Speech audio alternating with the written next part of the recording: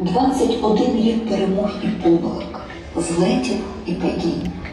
Це той рік, коли в людини закінчується період юнацтва. Вона стає по-справжньому дорослою. 21 рік – це в загальному сприйнятті та межа, за якою вже не варто покладатися на батьків або будь-на кого. Вже небезпечно діяти нерозсудливо. Є тільки самостійність, відповідальність та рішучість. Слово – незалежність, з якою треба вміти впоратися. У психології є таке поняття – криза 20-річних. Це коли бажаєш стати в цей час найуспішнішим та найкращим. А це все просто не вдається з першої спроби. Якби зараз було все добре, і Україна переживала саме цю природну кризу позитивного максималізму, що притаманна її віку, хотіла бути найуспішнішою, прагнула бути красивою, перемагати, дивувати світ, будувала моделеві плани, ми всі могли б бути спокійними за її 21-річчя та взагалі за її надійний стратегічний шлях. Але всі ми знаємо, що зараз це не так. Що нас з вами, цілий народ, цілу націю хочуть штучно зістарити. У нас відбирають сподівання, намагаються згасити мрії, затоптати наш давно накреслений позитивний шлях. Я хочу у вас саме сьогодні запитати, незалежно від вашої партійності або взагалі політичності, чи готові ви погодитися з таким безславним розвитком нашої національної історії? Чи готові ви все це проковтнути і з цим далі жити, незалежно від того, де ви мешкаєте, на заході чи на сході, на півдні чи в іншій частині України? Я не хочу вірити, що ваша відповідь на це питання буде так. А якщо хтось готовий, то чому, за що здавати Україну? За посади, за близькість до годівниці, за чергові обіцянки мафії, за подачки перед виборами? Все це не варто того. Я не хочу вірити і не буду вірити, що у гордих українців гідність та чесність підмінені штунком, а інтелект і мудрість ліквідовані пропагандою та мовним авантюризмом. Я знаю, що ви не такі, ви інші, ви справжні. Просто трохи втомилися від політичних розчарувань та обманів.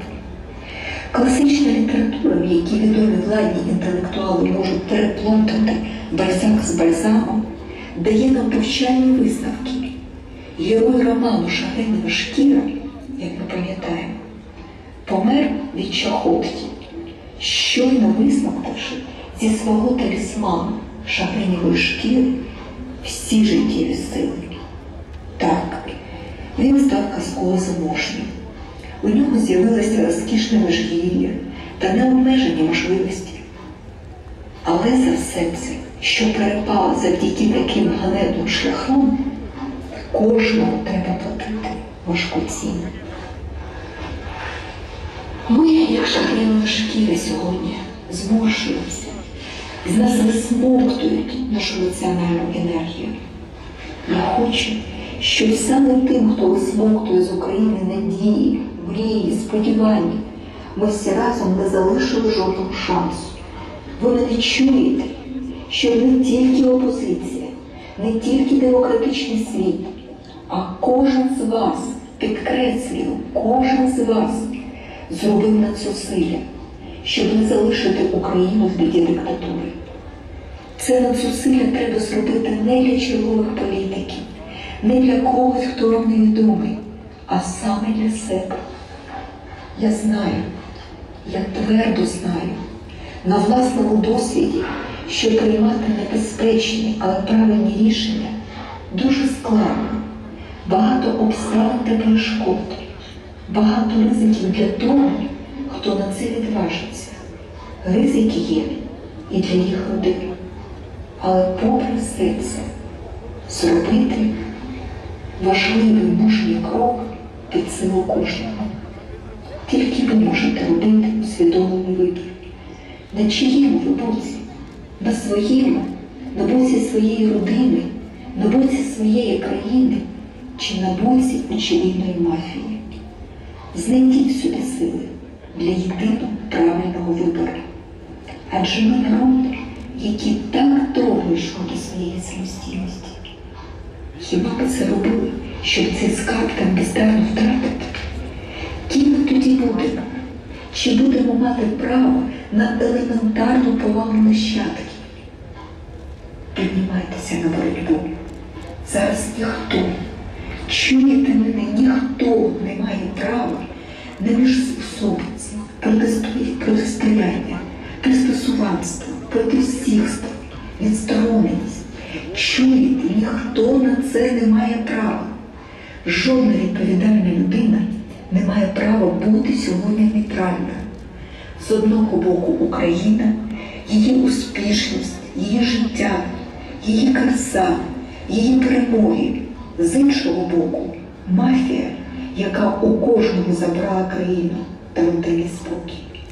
І не має значення, яку форму своєї власної боротьби обере кожен з вас. Просто дійте самостійно або з командою, відкритими або конфіденційними способами. Тільки дійте, бо в першу чергу ви будете захищати себе та свої родини. Це не боротьба опозиції з владою.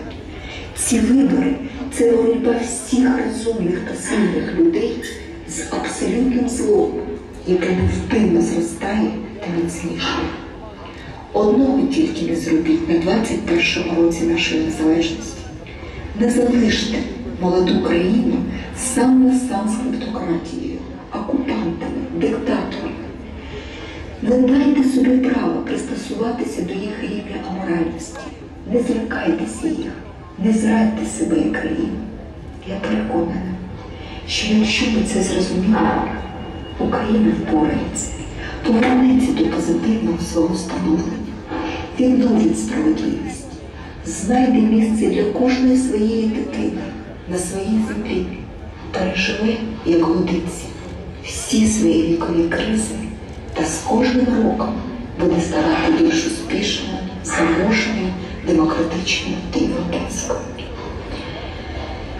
На твій день народження я бажаю тобі, моя Україна, розправити плечі, вдихнути на повні груди і знову впустити в свою душу віру і надію, які були відібрані у тебе після помаранчевої революції.